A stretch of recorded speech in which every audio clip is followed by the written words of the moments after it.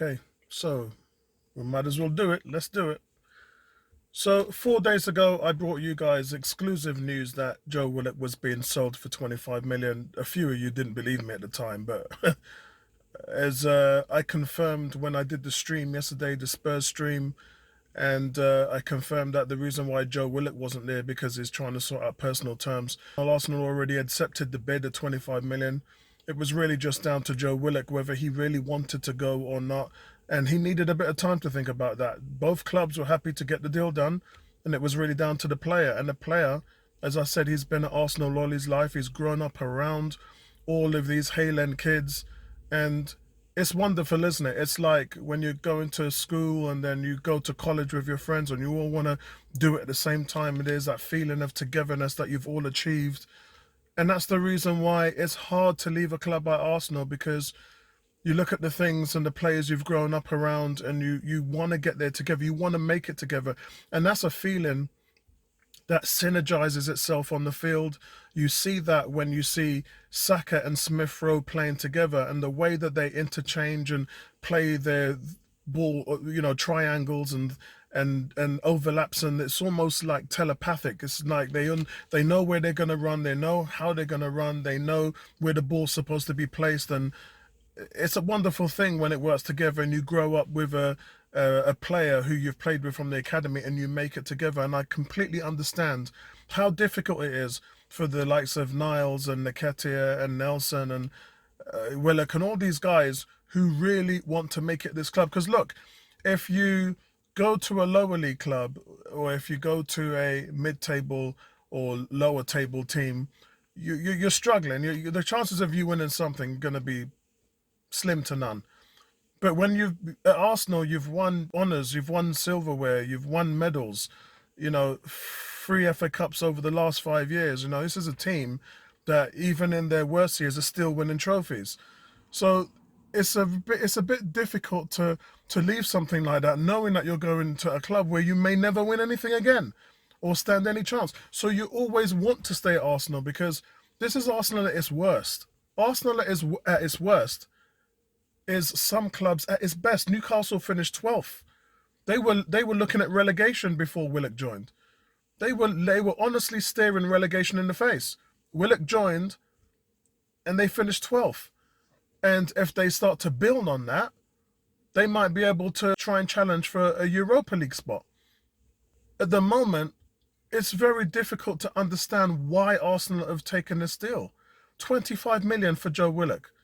I talked about the numbers, but I'm going to talk about them again. Because this guy, I said he scored 8 goals in 11 games. But let's not discount the fact that he also got 3 goals for Arsenal. So if you tally that up, Joe Willock scored 11 goals. He was a double-digit attacking midfielder in the Premier League last season. We already know James Maddison, who we're buying and spending 3 times the amount of money on, only scored 8 goals, which is the same amount as Joe Willock. And here's what doesn't make sense. So you accept 25 million for a guy who scored 11 goals last season as an attacking midfielder, but you declined 30 million for Smith Rowe, who only got 4 goals last season. So you rejected 30 million for Smith Rowe, and you sold Willock for less, who gave you more.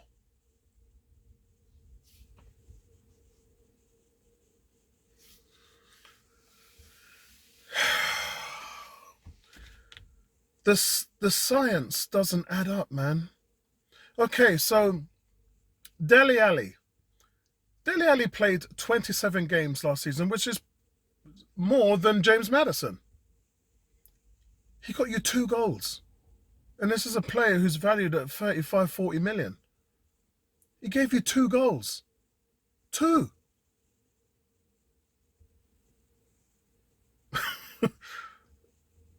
Lucas Moura from Spurs, he got 8 goals. But it took him over 47 games to do that in all competitions.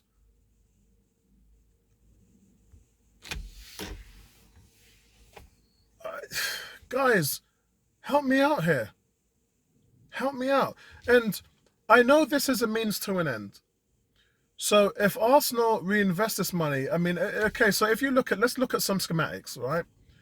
Aouar is being touted to be going for 21, 25 million because Lyon are desperate for money.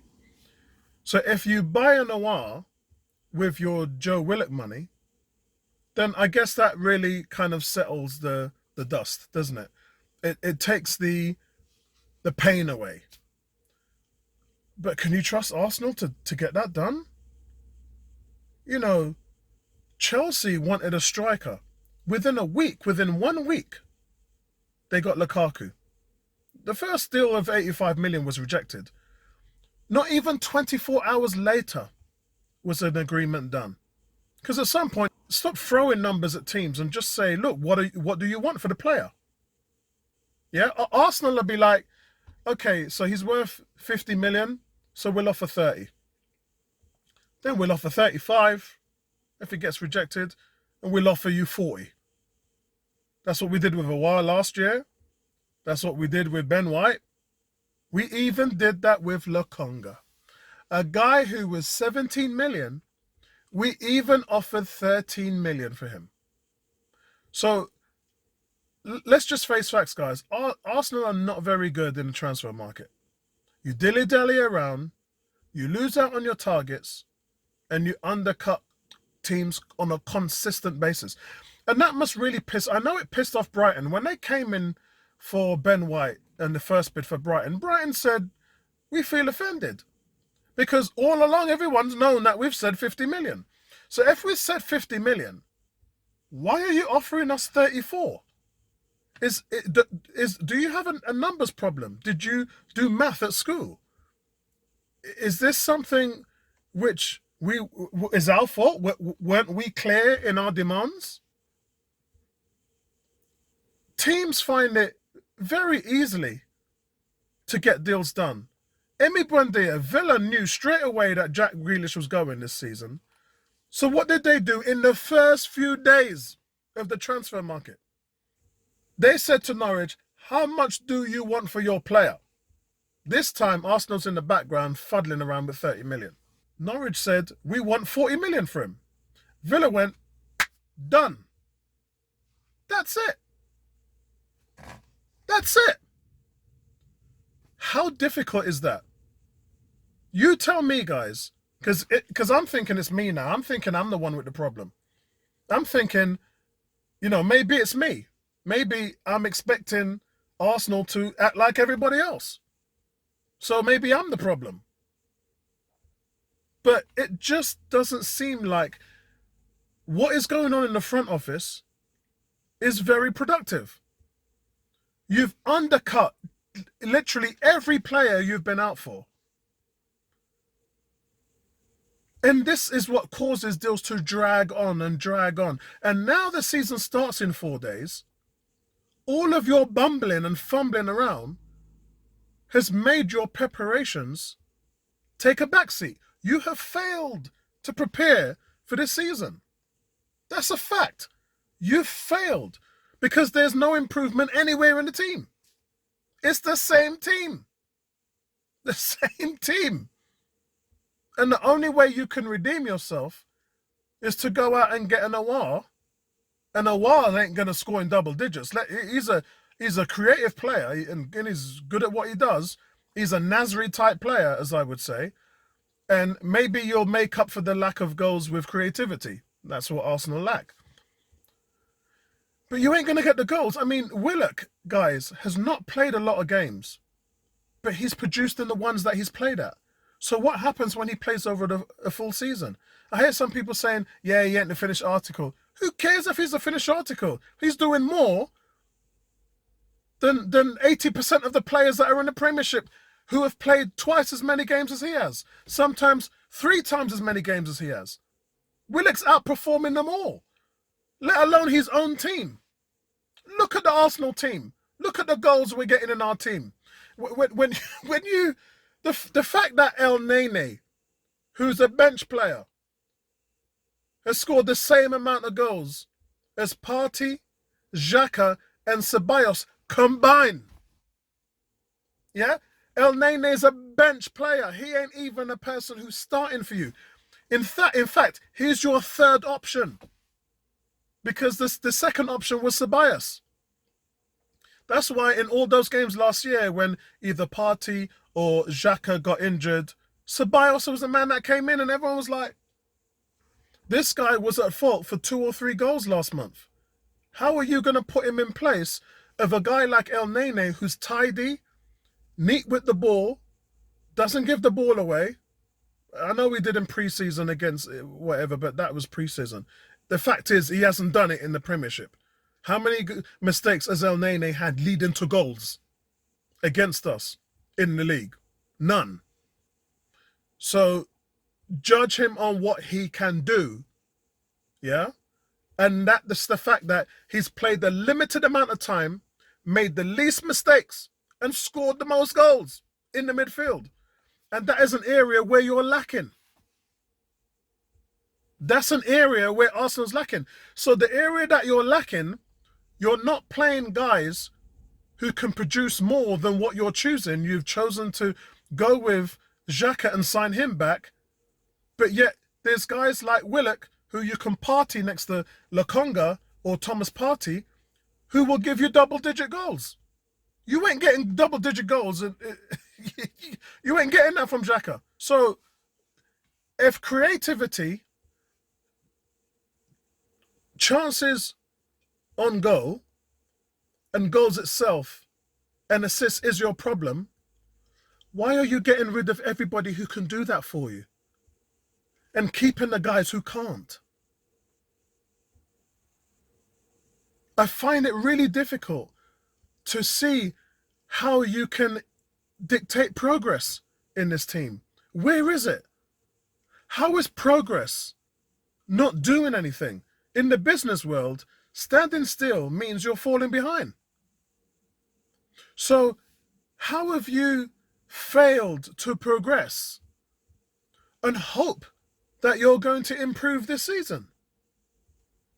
And there's some of you fans that are probably like, yeah, you know, we're gonna knock it out of the ballpark. Because how? Everyone around you has improved. Everyone above you has excelled. I talked about Man City. I talked about Man United.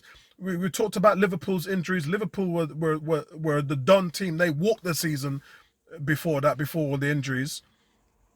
And in saying that, they still went and got Jota.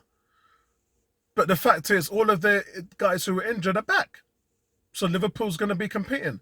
Chelsea, who won the Champions League, did not need to buy anybody. Although, yes, I agree, they've been failing at strikers for years.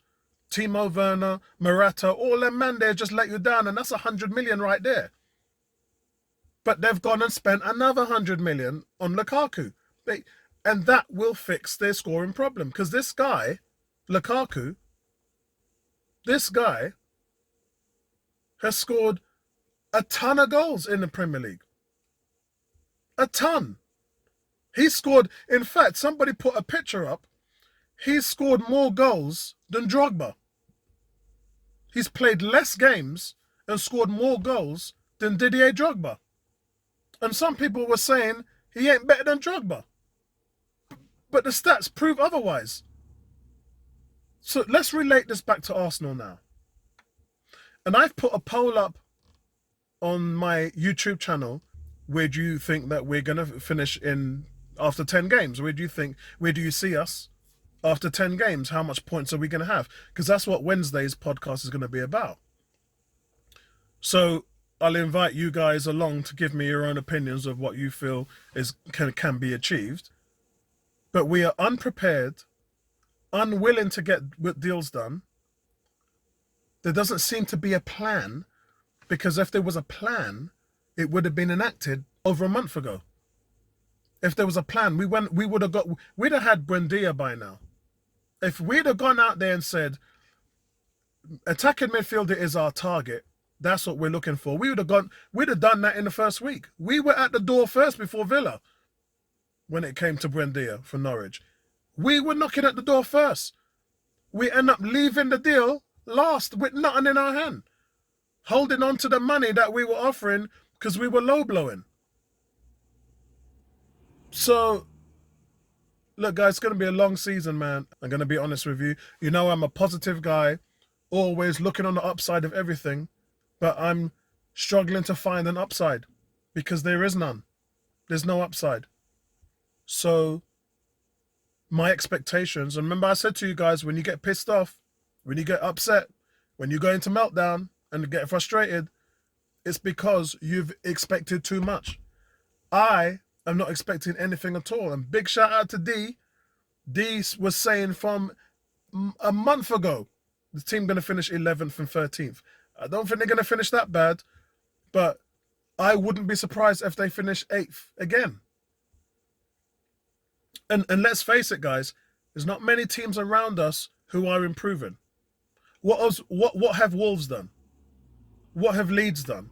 What have West Ham done? What has Everton done? There's not many teams around us that are improving. So getting from 8th to 6th back up into the Europa League place is very achievable. As long as you invest and improve. It's not that difficult.